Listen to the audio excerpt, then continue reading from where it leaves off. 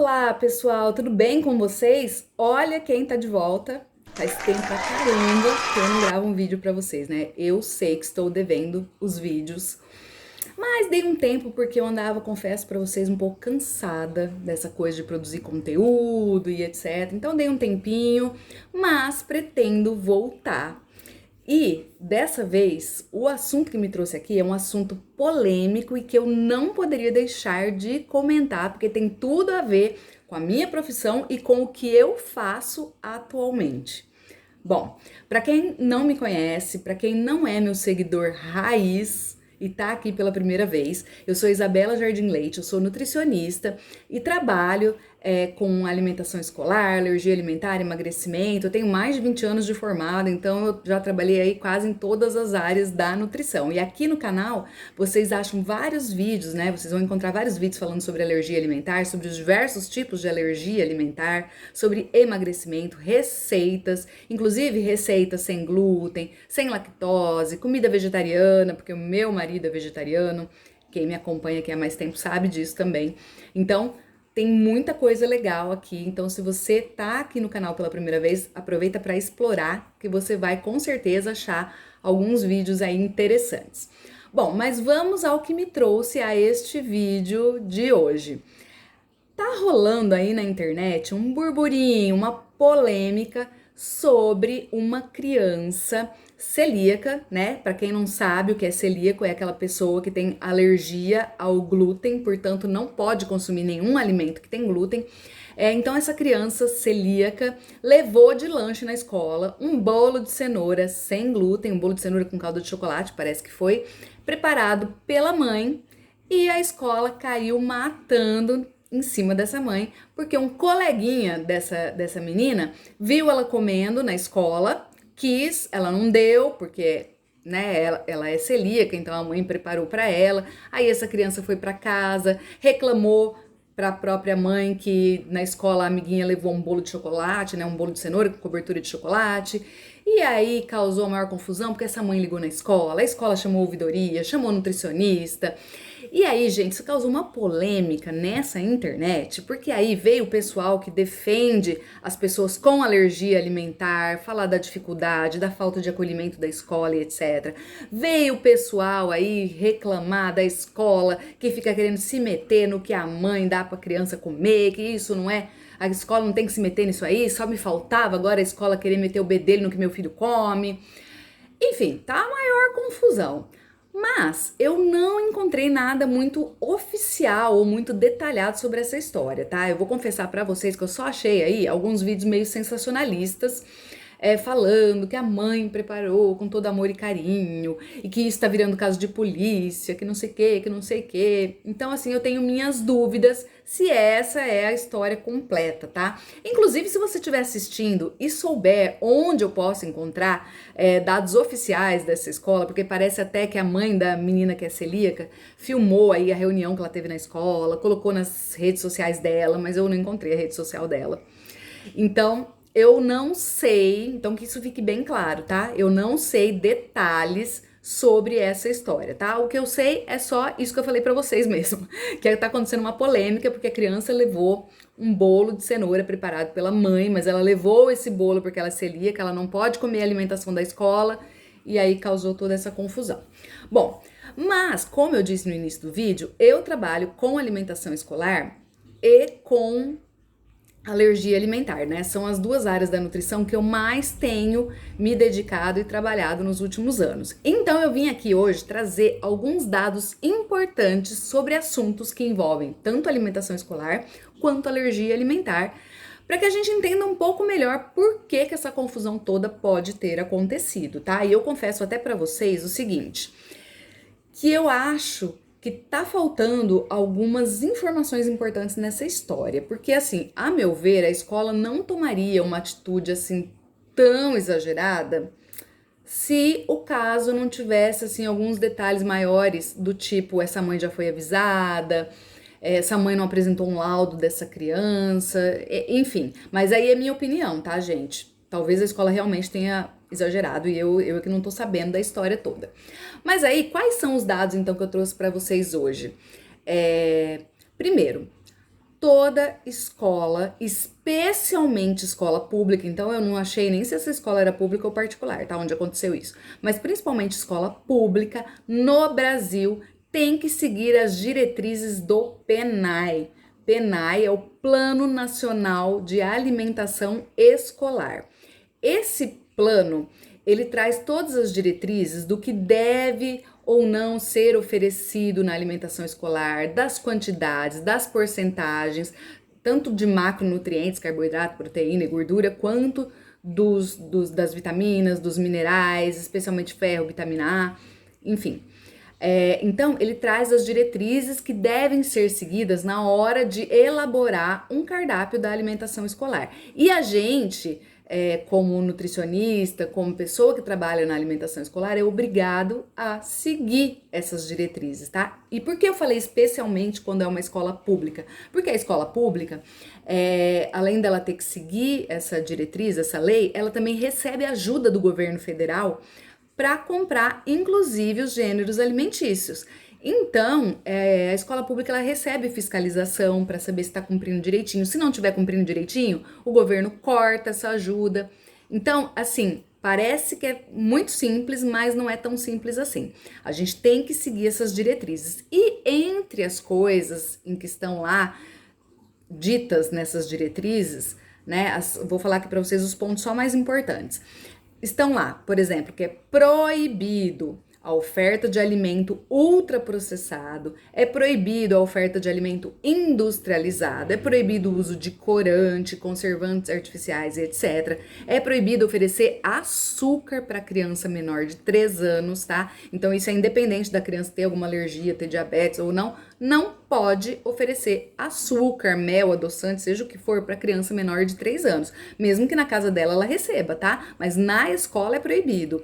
É por isso até que a gente tem ouvido muito, eu falo a gente que trabalha, né, com alimentação escolar, mas você que é mãe aí, que tá me vendo desse lado, vai se identificar que talvez tenha percebido isso na escola, ou talvez até já tenha reclamado disso também.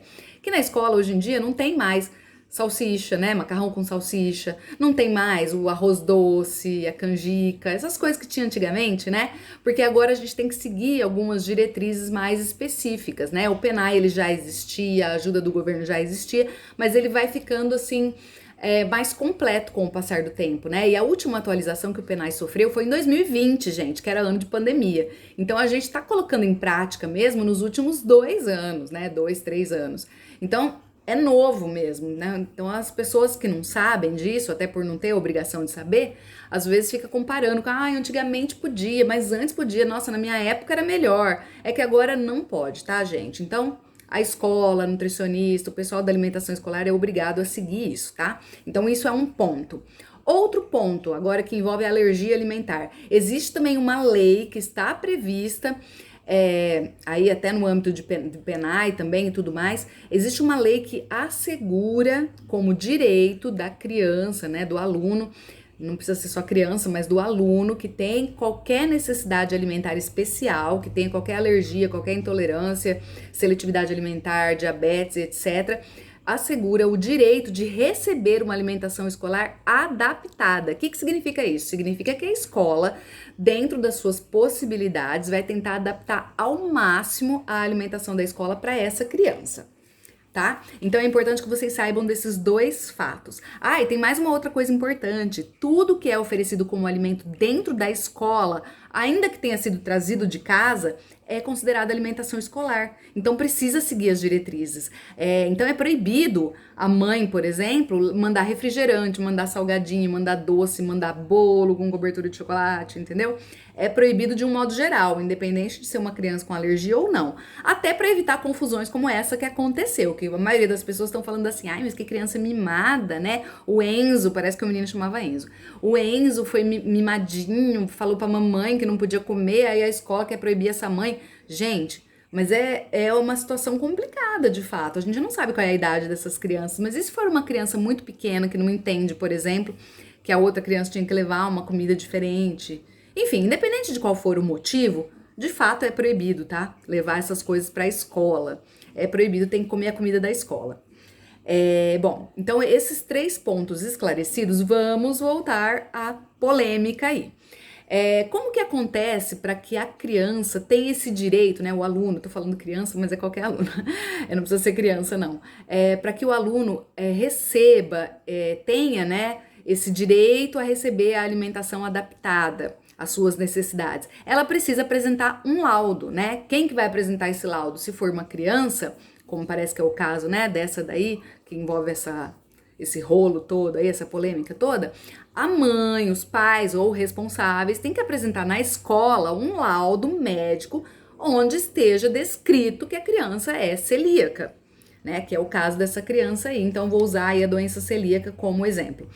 E aí, a escola, por sua vez, tem que mandar para o pessoal que faz a alimentação escolar, né? Para o setor de alimentação escolar, para as nutricionistas que fazem ali o cardápio, etc., para que elas adaptem o cardápio para esta criança, tá? Então, isso é um ponto que a gente não sabe, ou pelo menos eu não consegui achar essa informação se essa mãe fez isso ou não, né? Então, esse é um primeiro ponto, porque assim, não tem como a escola oferecer uma alimentação adaptada para essa criança se não tiver com o laudo em mãos, né? Ah, mas nossa, tem que ter laudo, não pode a mãe falar? Gente, não pode a mãe falar, porque às vezes a própria mãe, até por não ser da área da saúde, etc., não sabe explicar direito o que a criança tem. Então é importante saber exatamente o que a criança tem para dar uma orientação adequada. Quem me segue aqui faz tempo, ou que já assistiu aí os outros vídeos meus, eu falo muito sobre a diferença entre intolerância e alergia, que não existe alergia à lactose, por exemplo. E aí o pessoal faz maior confusão. Às vezes tem até médico, né, gente, que faz essa confusão.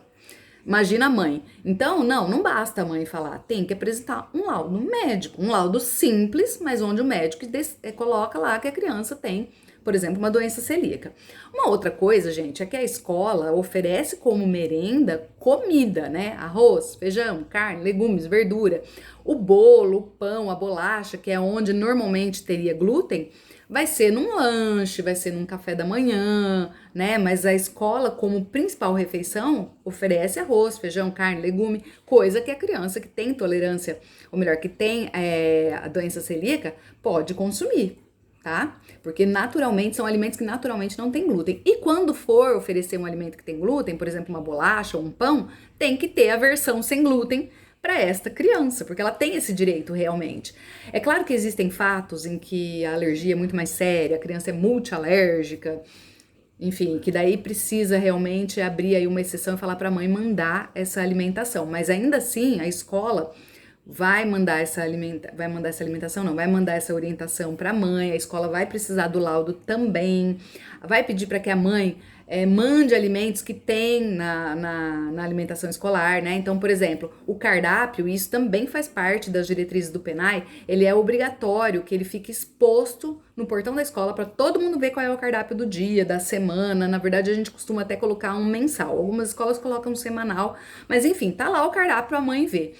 A mãe viu que vai ter, por exemplo, bolacha de água e sal, leite com achocolatado. Se a escola não tiver a versão sem glúten, porque normalmente a escola tem, autorizar a mãe a mandar, não é pra mãe mandar um bolo de cenoura, é pra mãe mandar uma bolacha sem glúten, entendeu? É pra mãe tentar fazer o que tá sendo oferecido ali na alimentação escolar, tá? E aí eu tô usando como exemplo específico, especificamente esse caso aí da doença celíaca, tá? Eu sei que vão ter aí situações que a alergia é muito mais complexa, que às vezes não tem um alimento industrializado igual, que não tem como fazer um alimento igual que está sendo oferecido, eu sei disso, tá? Que são aí situações mais raras de acontecer. Mas levando em conta aí o exemplo da criança que é celíaca, a mãe tem que mandar o que tem na escola, né, gente? Não vai mandar um bolo de cenoura, mesmo que seja porque a criança é celíaca, sendo que não vai ter bolo para as outras crianças.